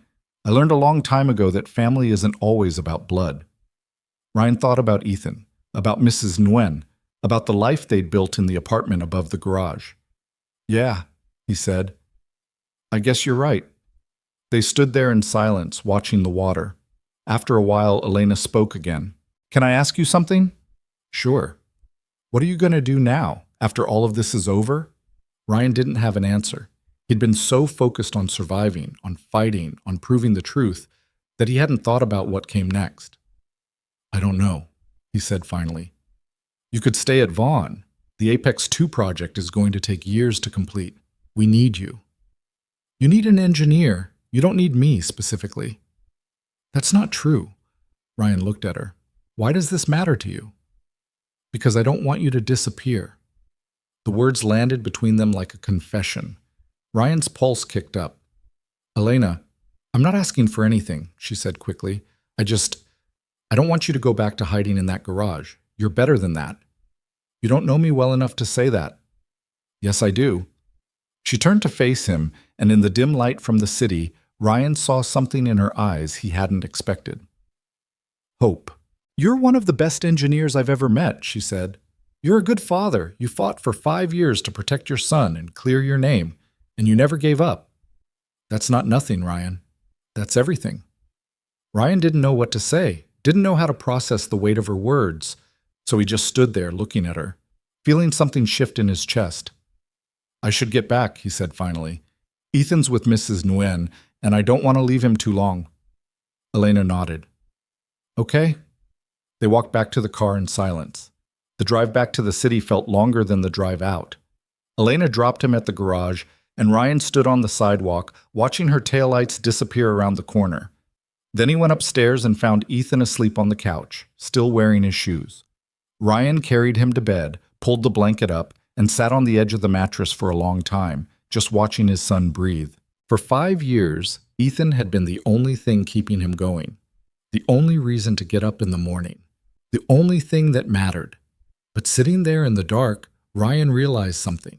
He wanted more than survival. He wanted a life. And maybe, just maybe, he was finally ready to build one. The realization didn't change anything overnight. Ryan still woke up at 5:30 every morning, still made coffee in the same chipped mug, still checked on Ethan before heading down to the garage. But something had shifted, some small crack in the armor he'd been wearing for 5 years. He started saying yes to things. When Jennifer invited him to join the senior engineering team for a strategy meeting, he went. When one of the younger engineers asked if he'd review her prototype designs, he stayed late to walk through them. When Elena suggested he attend an investor presentation about the Apex 2 rollout, he showed up in a tie he'd borrowed from the funeral home director next door. Ethan noticed. You're gone a lot now, his son said one morning over cereal. Ryan looked up from his coffee. Too much? Ethan shrugged. Mrs. Nguyen says you're rebuilding your career. She says that's good. What do you say? I say you smile more than you used to. Ryan hadn't realized he'd been smiling. Is that okay? He asked. Ethan nodded. Yeah, I like it when you're happy. Ryan reached across the table and ruffled his son's hair. I like it too, bud. But happiness felt fragile, like something that could shatter if he looked at it too hard. So Ryan tried not to examine it, just kept moving forward, one day at a time, and hoped the ground wouldn't disappear beneath his feet. 3 weeks before Adrian's trial was set to begin, the engineering team hit a critical milestone. The Apex 2 had passed every safety test, every performance benchmark, every regulatory requirement. It was ready for production. Elena called an all-hands meeting to announce the achievement. The entire R&D department crammed into the largest conference room, standing room only, buzzing with the kind of energy that came from knowing you'd built something that actually worked. Elena stood at the front of the room, and when she spoke, her voice carried the weight of everything they'd survived to get here. 5 years ago, this company made a mistake that cost lives and destroyed reputations, she said. We can't undo that, but we can make sure it never happens again. The Apex 2 represents everything we learned from that failure. It's safer, it's better, and it exists because every person in this room refused to cut corners or compromise on what matters. She paused, scanning the crowd. Ryan Carter led this project. He didn't have to. He could have walked away. But he stayed, and he made sure we got it right. So if you see him today, say thank you. The room erupted in applause. Ryan stood near the back, face burning, wanting to disappear into the floor. Elena caught his eye across the room and smiled. He didn't smile back, just nodded once and slipped out the side door before anyone could corner him. He made it halfway to the elevator before Elena caught up. You're not good at accepting praise, are you? She said. I'm fine with praise. I'm not fine with being treated like a hero. You are a hero. No, I'm just a guy who did his job. Elena stepped in front of him, blocking his path to the elevator. You rebuilt a project that destroyed your life. You exposed corruption that could have killed more people. And you did it while raising a kid on your own. That's not just doing your job. That's heroic. Ryan's jaw tightened. Stop. Why? Because I don't deserve it. The words came out harsher than he intended. Elena's expression shifted, surprise giving way to something softer. Ryan, I let them blame me, he said quietly.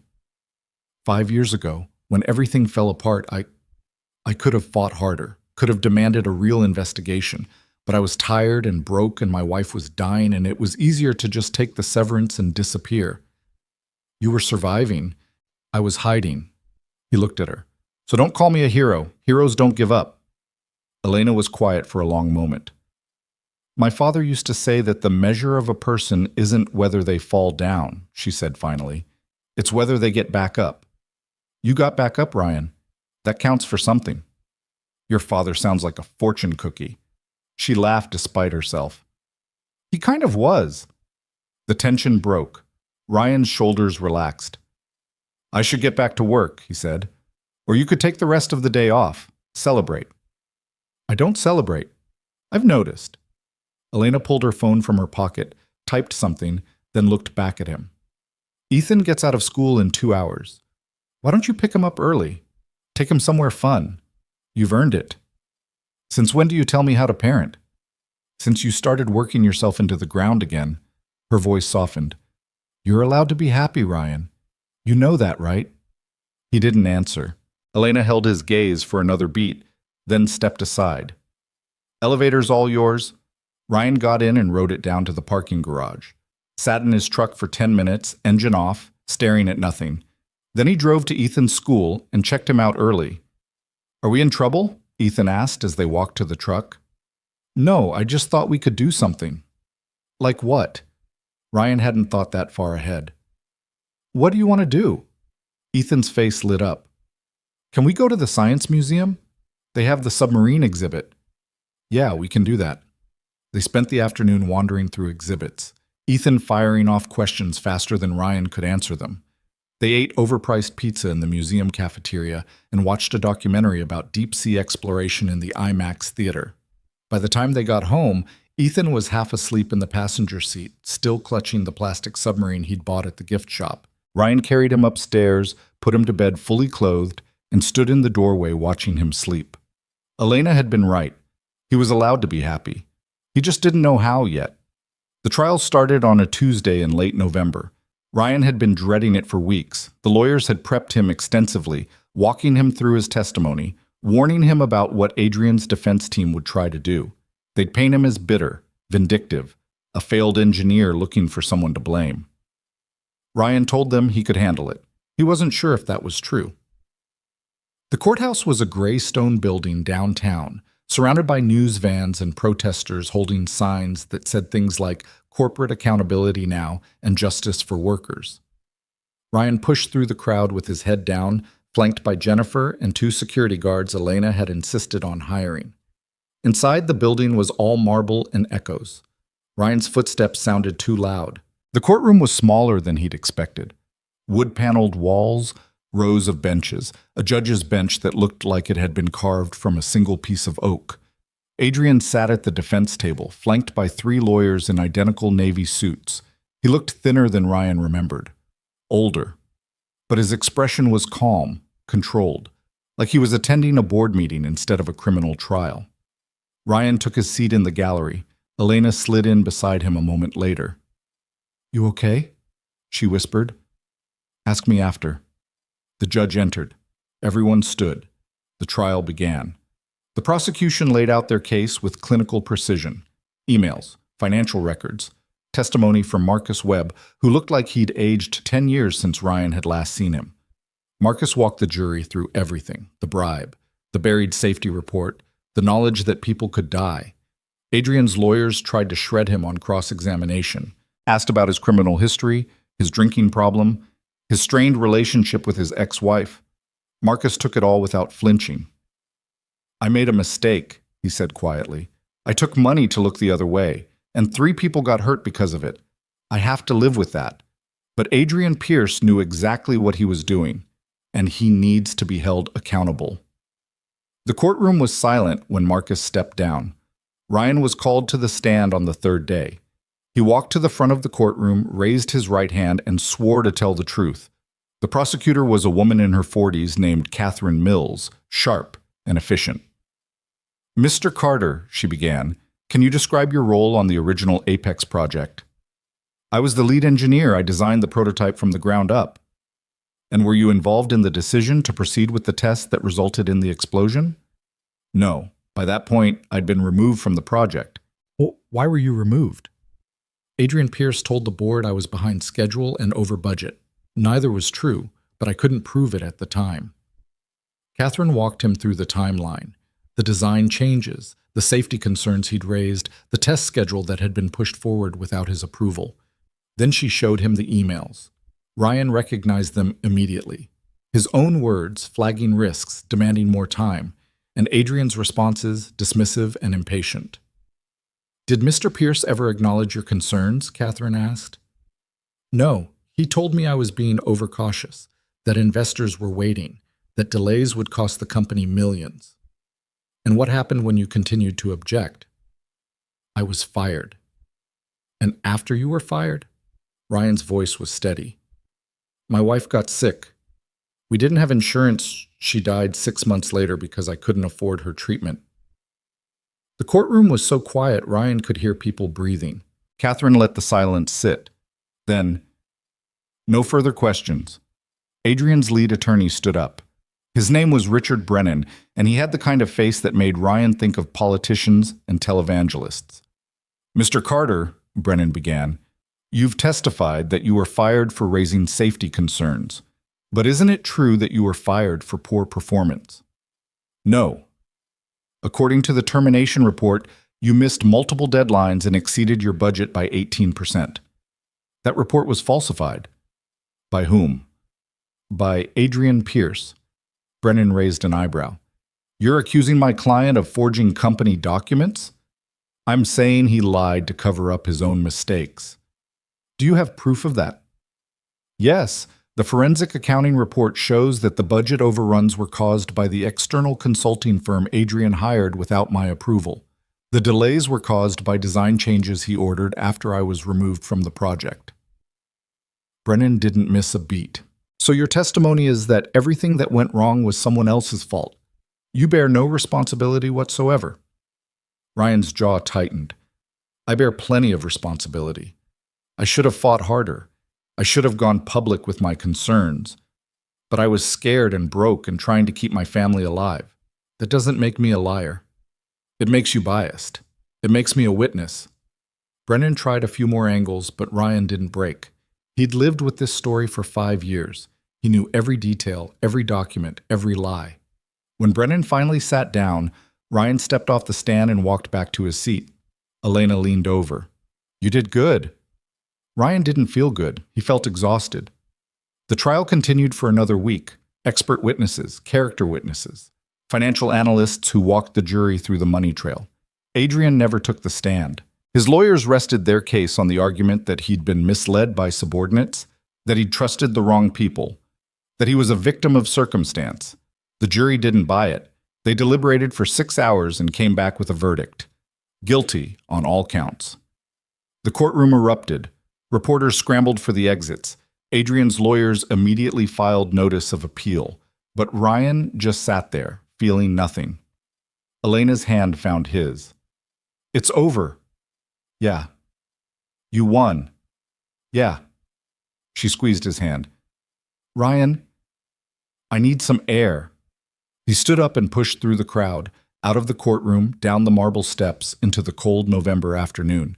Reporters shouted questions. Cameras flashed. Ryan ignored all of it. He walked 6 blocks before he stopped, leaning against a brick wall in an alley, trying to breathe. 5 years. 5 years of anger and grief and fighting. And now it was just over. A verdict, a sentence, justice. But Sarah was still gone, and no amount of justice could bring her back. Ryan slid down the wall and sat on the cold concrete, head in his hands. He didn't know how long he sat there. Could have been 5 minutes, could have been an hour.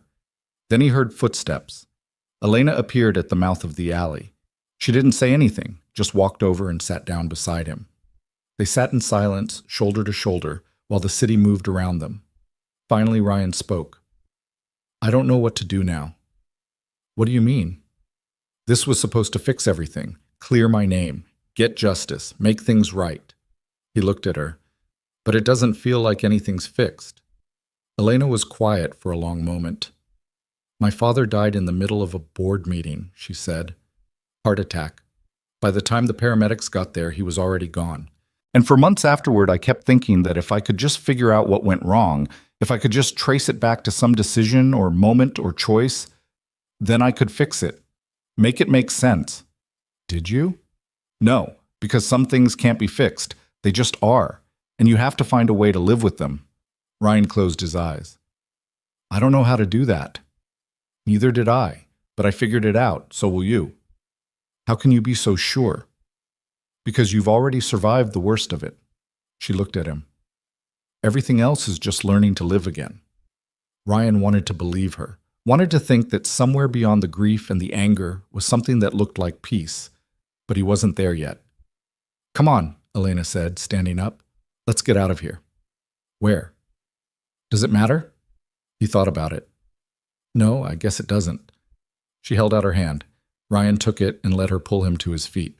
They walked back to where her car was parked and drove in silence through the city. Elena didn't ask where he wanted to go, just drove until they ended up back at the lakefront, the same spot they'd stood weeks earlier. They got out and walked to the water's edge. The sky was gray. The wind was cold. But the lake stretched out in front of them, vast and indifferent, and somehow that felt right. Can I ask you something? Ryan said. Sure. Why did you do all this? The investigation, the trial. You could have just paid me off, made the problem go away quietly. Elena looked at him. Because that's what Adrian would have done. And I'm not him. That's it? No. She turned back to the water. I did it because the moment I read your file, I knew my company had destroyed your life. And I couldn't live with that. So I did what I could to fix it. You didn't destroy my life. He did. I'm the CEO. It happened on my watch. That makes it my responsibility. Ryan shook his head. You're harder on yourself than anyone I've ever met. Occupational hazard. They stood there watching the water, and Ryan felt something shift inside him. Some small piece of the weight he'd been carrying for 5 years finally starting to ease. Thank you, he said quietly. Elena glanced at him. For what? For believing me when no one else did. You made it easy. That's not true. You took a risk. On me. On the investigation. You could have lost everything. So could you, but you didn't give up. Neither did I. She paused. We make a good team. Ryan almost smiled. Yeah, we do. The silence that followed felt different than before. Heavier. Charged with something neither of them seemed ready to name. Elena broke it first. I should get you back. Ethan's probably wondering where you are. He's at Mrs. Nguyen's. She's got him until 6. Still, it's getting late. But she didn't move. Neither did Ryan. They stood there as the afternoon faded into evening, the city lights beginning to flicker on behind them, the lake growing darker. Finally, Elena spoke again. Ryan. Yeah? Are you going to be okay? He thought about it, really thought about it. I don't know, he said honestly, but I think I might be. Eventually. She nodded.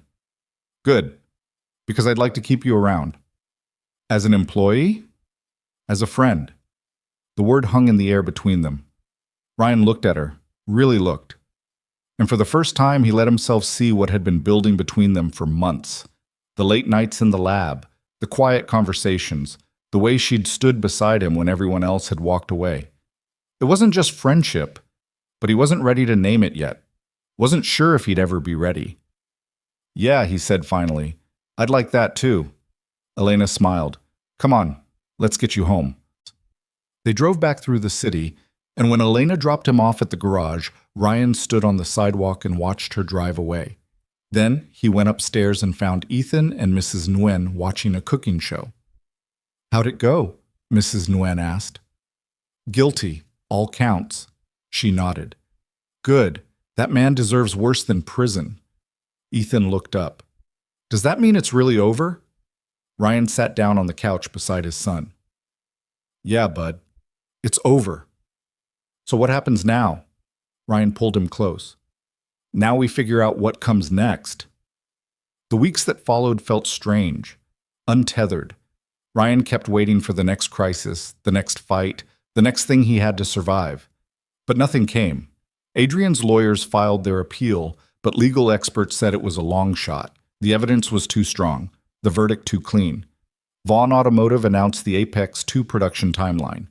Pre-orders flooded in. The stock price jumped. Elena was featured on the cover of 3 business magazines in 1 month.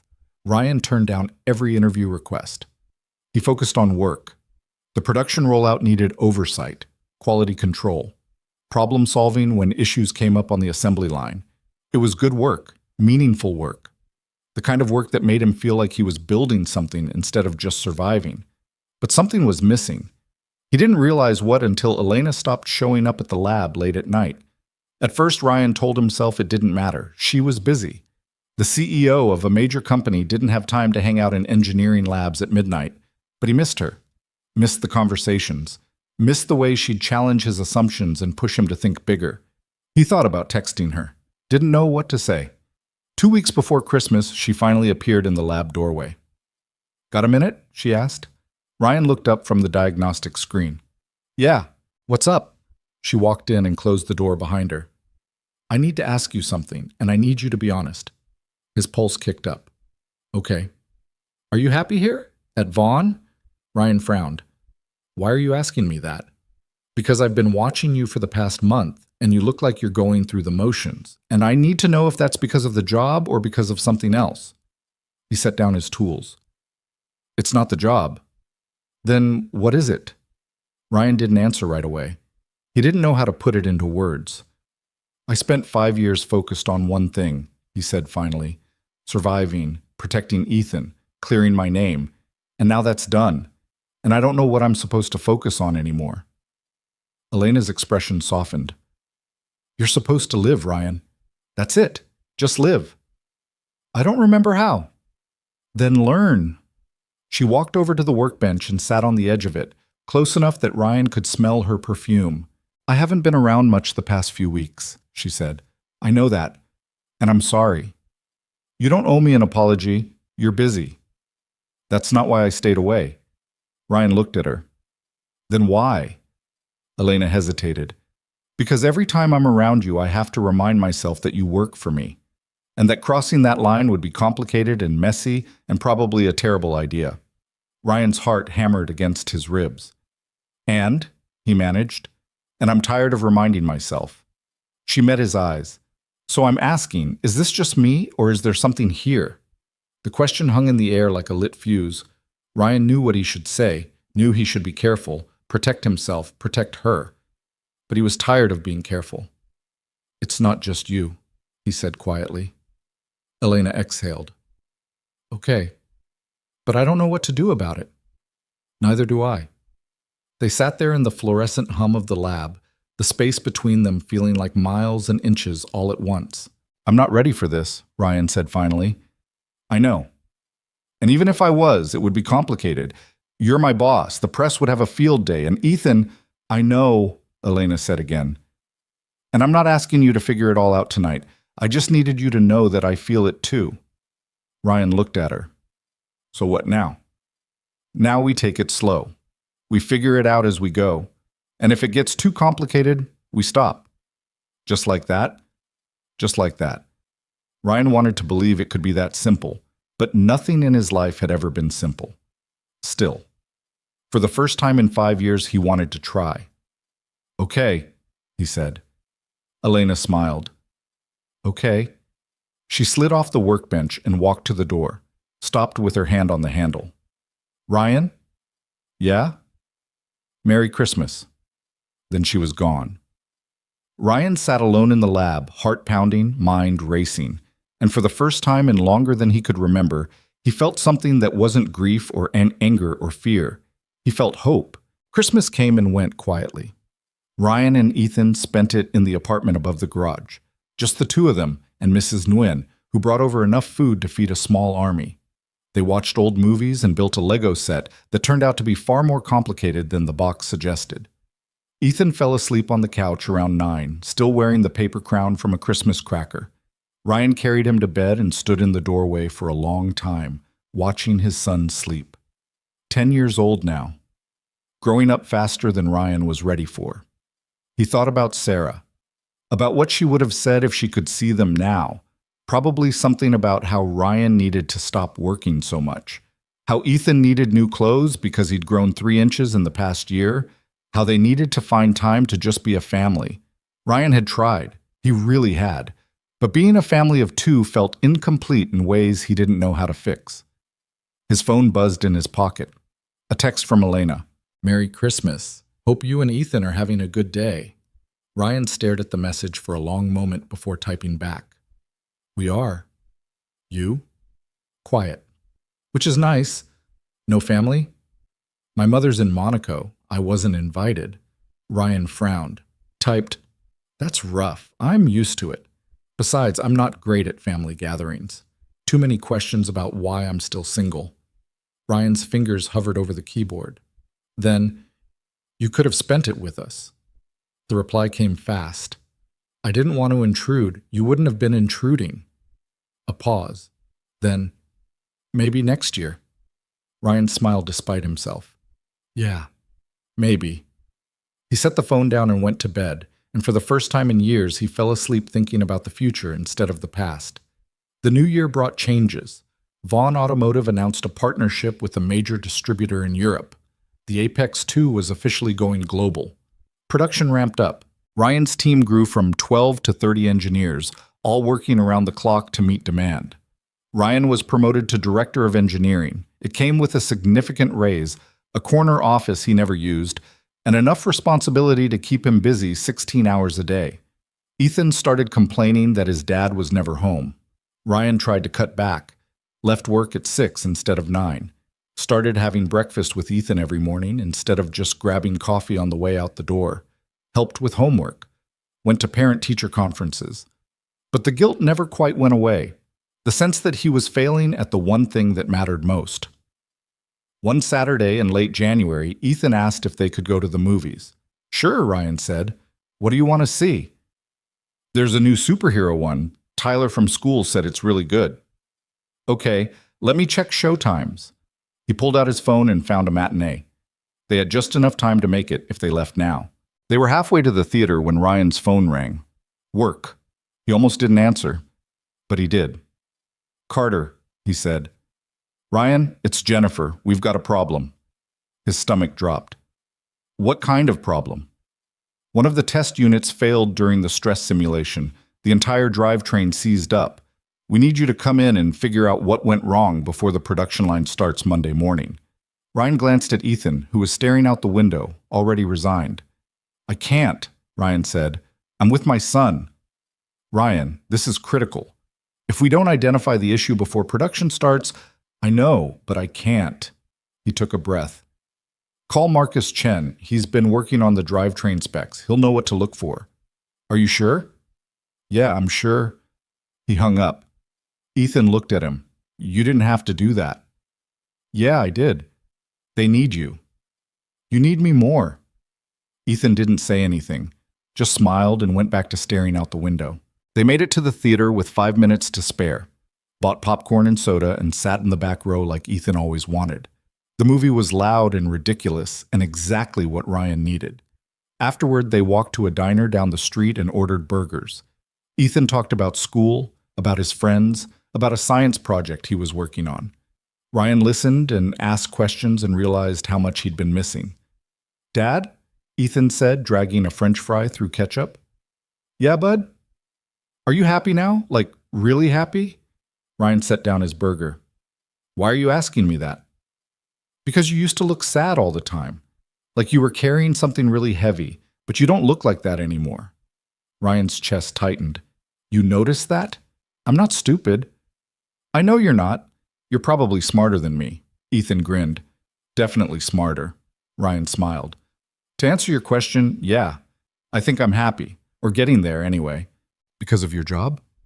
Partly, but mostly because I stopped being so angry all the time. Angry at who? At everyone. At the people who hurt us. At myself for not being able to fix it. Ryan paused. I spent a long time thinking that if I could just prove I was right, everything would get better. And I was right. But it didn't fix everything. It just gave me room to start healing. Ethan nodded slowly, processing. Do you think about Mom a lot? Every day. Me too. Ethan's voice got quiet. But it doesn't hurt as much as it used to. Yeah, I know what you mean. They finished their food in comfortable silence.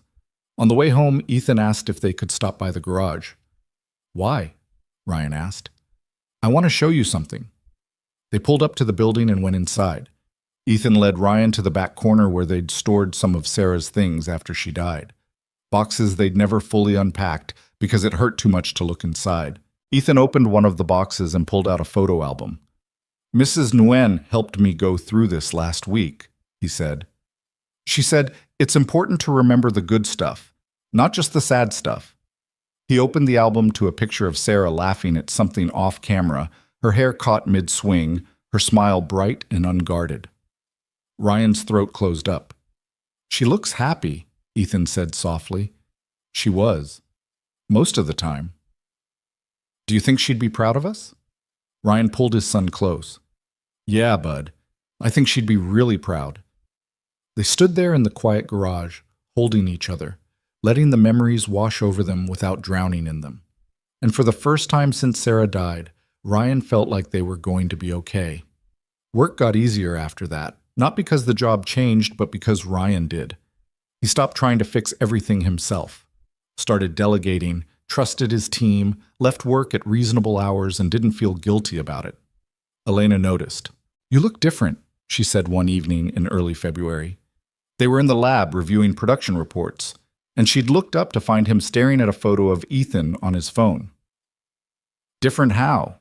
Ryan asked. Lighter, like you're not carrying the world on your shoulders anymore. I'm trying not to. It's working, she smiled. I'm glad. They'd been careful since Christmas, professional during work hours, the occasional text in the evenings, nothing that would raise eyebrows or give the press something to write about. But the tension was still there, building. Can I ask you something? Ryan said. Sure. Why haven't you dated anyone since Adrian? Elena blinked. That's direct. You don't have to answer. No, it's fine. I just wasn't expecting it. She set down the report she'd been reading. Honestly, because I didn't trust my own judgment anymore. I picked Adrian.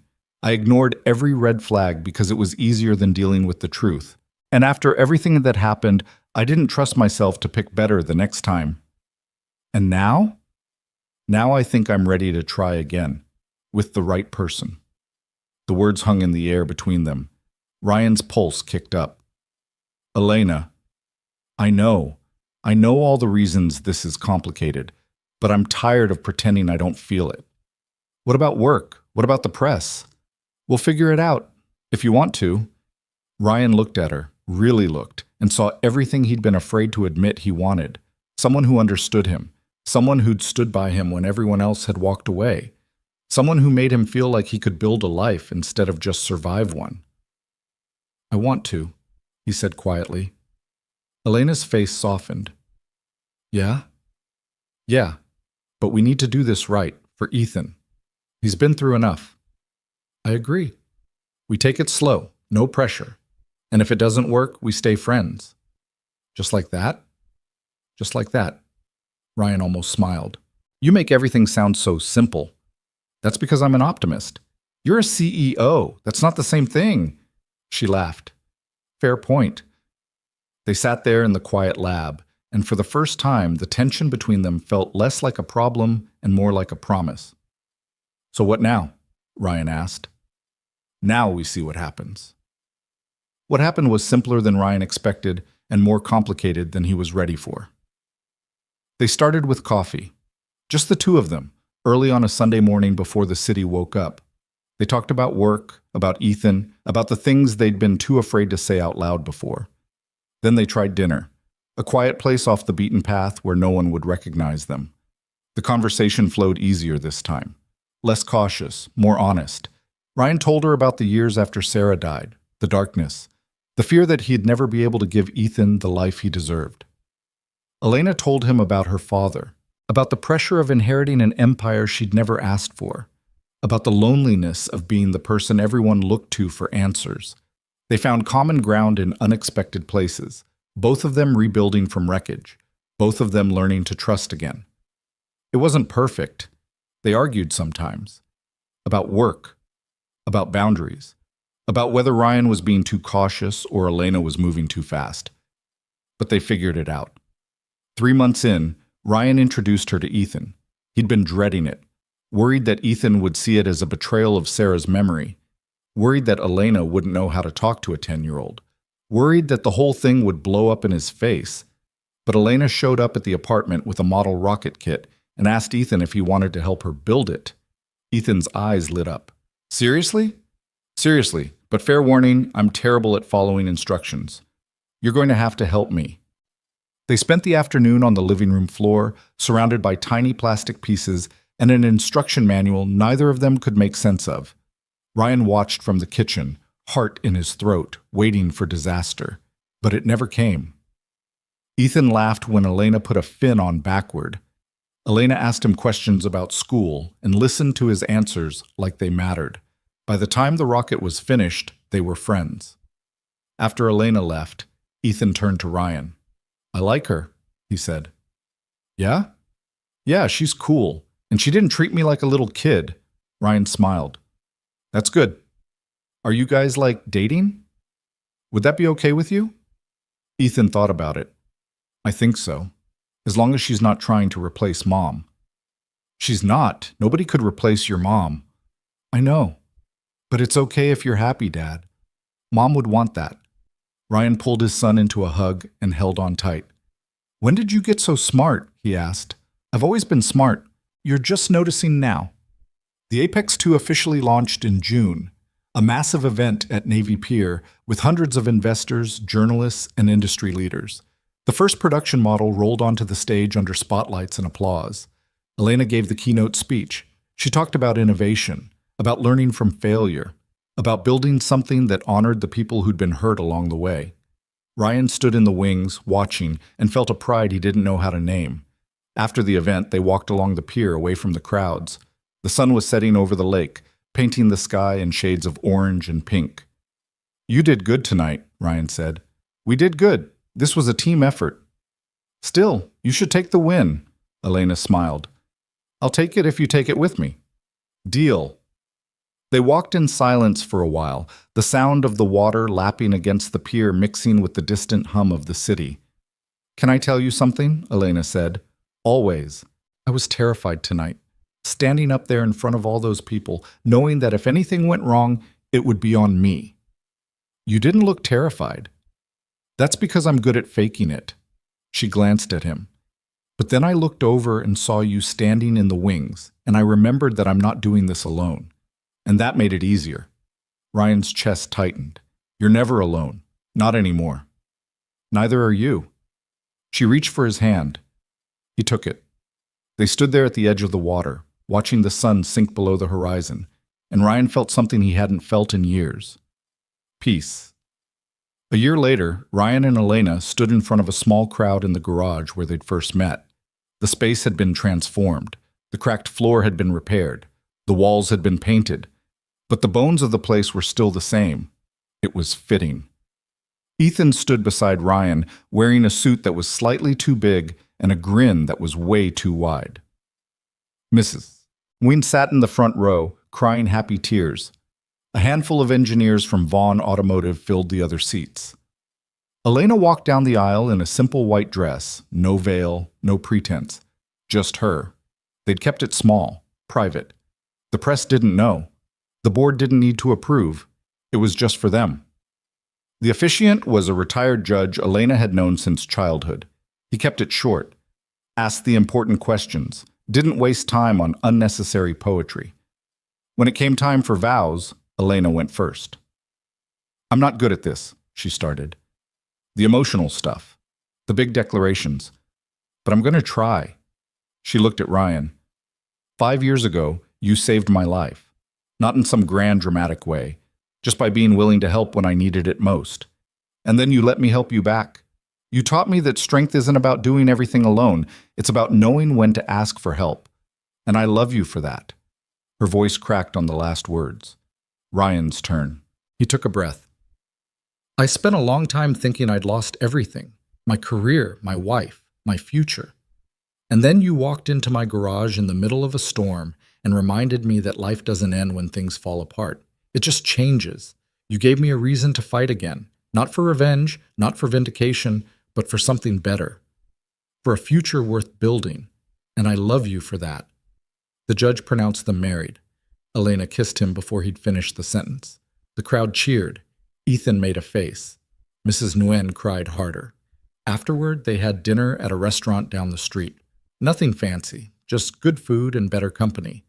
Ethan gave a toast that was mostly a joke about how his dad finally found someone who could put up with him. Everyone laughed. Elena's mother didn't show up, neither did most of the board. But the people who mattered were there. And that was enough. Later that night, after Ethan had gone to sleep at Mrs. Weens and the guests had filtered home, Ryan and Elena stood alone in the garage. Think this place will ever stop being important to us? Elena asked. Probably not. Good. I like that it started here. Feels honest. Ryan looked around. You know what's funny? What? That night you ran in here, I thought you were going to ruin my life. I was angry that you dragged me into your mess. And now? Now I can't imagine my life without you in it. Elena leaned against him. That's the most romantic thing you've ever said to me. Don't get used to it. I'm not good at romance. You're better than you think. They stood there in the warm glow of the overhead lights, listening to the sound of rain starting to fall outside. Do you ever think about that night? Elena asked. The 5 minutes? Ryan smiled. All the time. Do you regret it? Not for a second. Good. Because those 5 minutes changed everything. Yeah, they did. Elena looked up at him. You think we would have found each other eventually, even if that night hadn't happened? Ryan thought about it. I don't know. Maybe. Maybe not. I like to think we would have, that some things are just meant to happen. You really are an optimist. Someone has to be. Ryan pulled her closer. I'm glad it's you. They stayed in the garage until late, talking about nothing and everything, making plans for a future that finally felt real. Outside, the rain continued to fall. But inside, surrounded by the tools and machines that had once represented Ryan's survival, they built something new. Not a business, not an empire, just a life. Messy and imperfect and entirely theirs. 2 years later, the Carter Vaughn Foundation opened its doors. The mission was simple: provide financial support, job training, and legal assistance to workers and families destroyed by corporate negligence and corruption.